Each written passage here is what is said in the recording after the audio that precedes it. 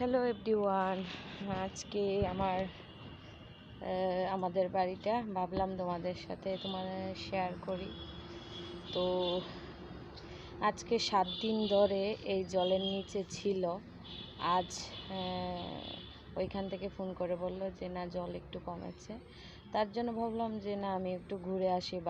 বাড়ির তো কোনো কিছুই বের করতে পারলাম না, তো ঘরের মধ্যেই সব কিছু আছে।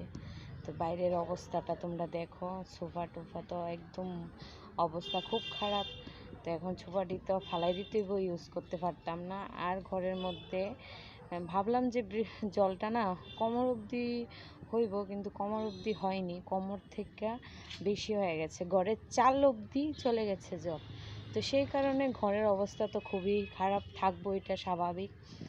এত দামি দামি খাট কিনলাম, খাটের অবস্থা তো তোমরা দেখো। এটা হইছে কাঠের একটা খাট, আর এই প্রাইভেটের খাটটা তো কিনলাম, যা অবস্থা, এটা বিজ্জা ফুল্লা একদম খুব নষ্ট হয়ে গেছে গা।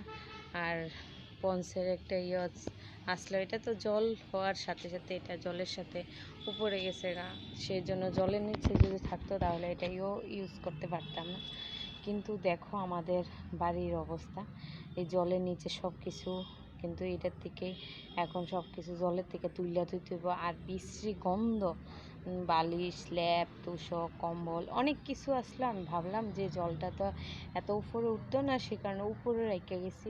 কিন্তু ঘরের চাল অবধি জল গেলে আর কোন জায়গাতে রাখন যা জিনিস তোমরাই খুব, কোনো কিছুই রাখতে পারলাম না। সব কিছু একদম মানে এখন তো এইগুলো ইউজ করার মতোই না। তো আর কিছু বলা নেই বন্ধুরা, ভিডিওটা করতে পারছি না, তো যেতটুকু ভাবলাম তোমাদের সাথে